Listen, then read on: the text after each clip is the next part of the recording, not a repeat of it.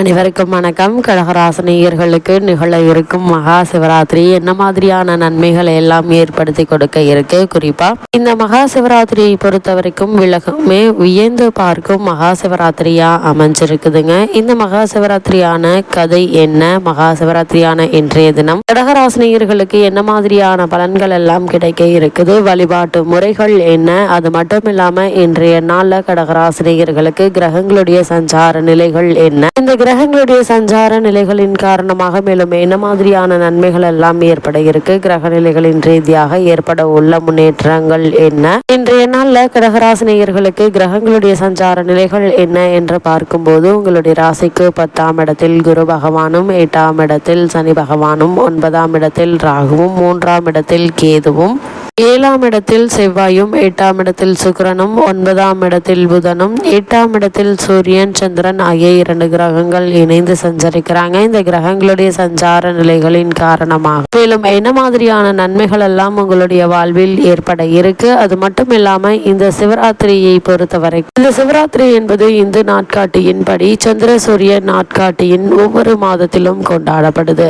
ஆனா ஆண்டுக்கு ஒரு முறை குளிர்காலத்தின் பிற்பகுதியில் இந்தியா முழுவதும் மற்றும் நேபாளம் மற்றும் மேற்கத்திய தீவுகளில் உள்ள இந்து மக்களிடையே வரவிருக்கும் கோடை காலத்தை நினைவு கூறும் வகையில் மகா சிவராத்திரி கொண்டாடப்படுதுங்க. புராணத்தின்படி இந்துக்கள் பெரும்பான்மையாக வாழும் பகுதியில் இந்த பண்டிகை இரவில்தான் சிவன் தனது நடனம் அல்லது தாண்டவத்தை நிகழ்த்துகிறார் என நம்பப்படுது. அப்படிப்பட்ட இன்றைய நாள்ல நாம் சிவபெருமானை வழிபடுவதன் மூலமாக நம் வாழ்வில் தெரிந்தோ தெரியாமலோ செய்த பாவங்கள் நீங்க நீதியின் பாதையில் தொடங்க உதவுவதாக கூறப்படுது. இந்த சிவராத்திரியால் மேலும் என்ன மாதிரியான நன்மைகள் எல்லாம் நம்மளுடைய வாழ்வில் ஏற்பட இருக்கு என்பது குறித்தான முழுமையான பதிவை தான் இந்த வீடியோல நம்ம விரிவா பார்க்க போகிறோம். விரதங்களிலேயே சிறந்தது மகா சிவராத்திரி விரதம்.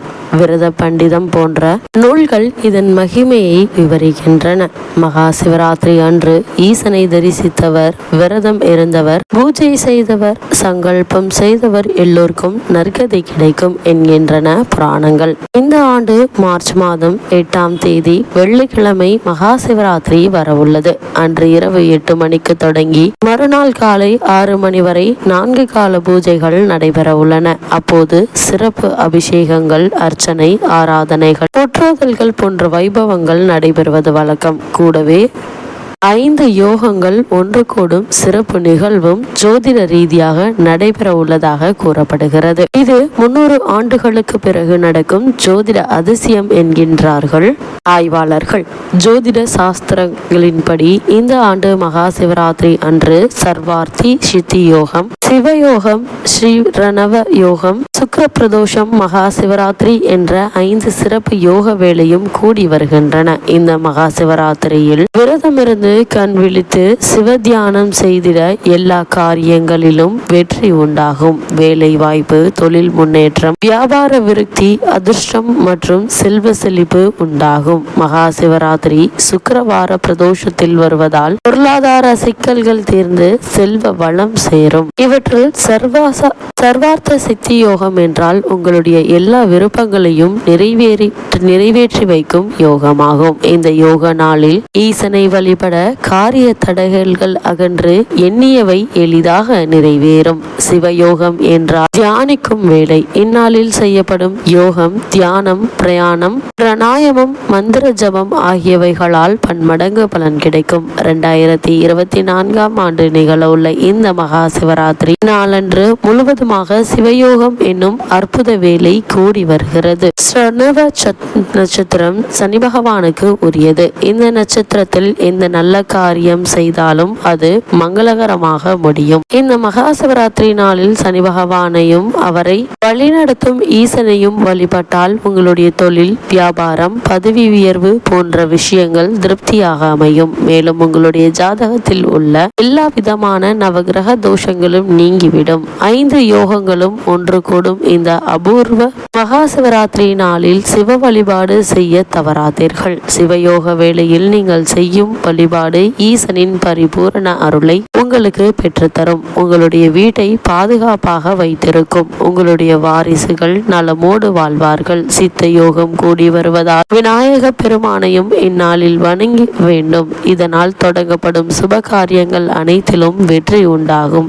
இந்த மகா சிவராத்திரி காலத்தில் நீங்கள் இருக்கும் விரதம் உங்களையும் உங்களுடைய சுற்றத்தையும் செல்வ வளமாக்கும். மகா சிவராத்திரி இந்த ஆண்டு வெள்ளிக்கிழமை வருவதால் சுக்கிர பிரதோஷம் என்கின்றோம். இந்த நாளில் ஈசனுக்கு விரதம் இருந்து வழிபட்டால் நீங்காத துன்பம், தீராத வியாதிகள், குறையாத கடன்கள் அனைத்தும் தீர்ந்துவிடும். குடும்ப ஒற்றுமை மேலோங்கி வாழ்வில் இனிமையும் மகிழ்ச்சியும் நீடிக்கும் என்கின்றது ஜோதிட நூல்கள். இந்த மகா சிவராத்திரி வழிபாட்டை வீட்டில் எப்படி செய்ய வேண்டும் என்று பார்க்கும்போது, மகா சிவராத்திரி அன்று அதிகாலையில் எழுந்து நீராடி சூரியன் உதிக்கும் போது காலையில் செய்ய வேண்டிய பூஜைகள் போன்றவை செய்த பின் சிவன் கோவிலுக்கு சென்று முறைப்படி தரிசிக்க வேண்டும். வீட்டுக்கு வந்தவுடன் அங்கு சிவராத்திரி பூஜைக்கு உரிய இடத்தை சுத்தம் செய்ய வேண்டும். அதன் பின்பு நடுப்பகலில் நீராடி உச்சிக்கால வழிபாடுகளை முடித்துவிட்டு சிவ பூஜைக்கு உரிய பொருட்களை சேகரித்து வைக்க வேண்டும். மாலை நேர வழிபாட்டை முடித்துவிட்டு ஏற்கனவே தூய்மை செய்து அலங்கரிக்கப்பட்ட இடத்தில் சிவலிங்கத்தை வைத்து ஜாமத்துக்கு ஒன்றாக 4 ஜாமங்களிலும் பூஜை செய்து வழிபட வேண்டும். அன்று இரவு முழுவதும் கண் விழித்து வழிபாடு செய்ய முடியாவிட்டாலும் லிங்கோற்பவ காலமாகிய இரவு 11:30 மணி முதல் 1 மணி வரை உள்ள காலத்திலாவது சிவ தரிசனம் செய்து வழிபட வேண்டும். இது தவிர இந்த ஆண்டு விசேஷ 5 யோகம் கூடும் நாள் என்பதால் முக்கியமாக இந்த 6 எளிய வழிபாட்டையும் செய்ய வேண்டும். அவற்றில் விநாயகருக்கு அருகம்புல் சாத்தி அவரை முதலில் வணங்கினால் சித்த யோகம் உங்களை சிறப்பாக்கும். இரண்டாவதாக சனீஸ்வரனுக்கு எல் தீபம் ஏற்றி இந்நாளில் வணங்க ஸ்ரீனவ நட்சத்திர வேலை உங்களுக்கு சுபயோகத்தை கொண்டு வரும். சுக்கிர பிரதோஷம் மகா சிவராத்திரி நாளில் வருவதால் நந்திய பெருமான் வழிபாடு நலம் சேர்க்கும். சர்வாதி சித்தி யோக நாள் என்பதால் இந்நாளில் குலதெய்வ வழிபாடும் செய்து பித்ருக்களின் ஆசியால் வெற்றி பெறலாம். மகா சிவராத்திரி நாளில் இடர்களையும் பதிகங்கள் பாடி ஈசனை தொழ வந்த தீவினைகள் நீங்கும். வரவிருப்பவை நலமாக அமையும். அடுத்ததாவதாக சர்வ யோகங்களையும் அருளும் இந்நாளில் 4 கால பூஜைகளையும் கண்டு தரிசித்தால் இகபர இன்பங்கள் யாவும் சேரும். மேலும் மகா சிவராத்திரி அன்று அகோராஸ்திர பூஜை செய்தால் உங்களுடைய வாழ்க்கையை பாதுகாப்பாக சிறப்புடன் அமையும். சக்தி விகடனும் இந்த மகா சிவராத்திரி பற்றிய ஐதீகங்கள் பல உள்ளன. ஒரு காலத்தில் உலக பிரளயத்தில் போது உயிர்கள் எல்லாம் சிவனிடத்தே ஒடுங்கின. உலகிலே தோன்றவில்லை. இந்த நிலையில் எல்லையில்லா கருணையுடைய அம்பிகை அண்டங்கள் தோன்றி இயக்கும் பொருட்டு இறைவனை இடைவிடாது தியானம் செய்தாள். அப்போது இறைவன் தன்னுள் ஒடுங்கி இருந்த உலகங்களை மீண்டும் உண்டாக்க செய்து உயிர்களையும் படைத்தருளினார். அப்போது உமையவள் சுவாமி நான் தங்கள் மனதில் தியானித்து போற்றிய காலம் சிவராத்திரி என்று பெயர் பெற வேண்டும் என்றும் அதனை சிவராத்திரி விரதம் என்று யாவரும் கடைபிடிக்க வேண்டும் என்றும் அதை கடைபிடிப்பவர்கள் எல்லா நலன்களும் பெற்று முக்தியடைய வேண்டும் என்றும் பிரார்த்தித்தார்கள். இறைவனும் அவ்வாறே என்று அருள் புரிந்தார். அம்பிகையை தொடர்ந்து நந்தி பெருமான், சனகாதி முனிவர் சிவராத்திரி விரதம் அனுஷ்டித்து தங்களுடைய விருப்பம் நிறைவேற பெற்றார்கள்.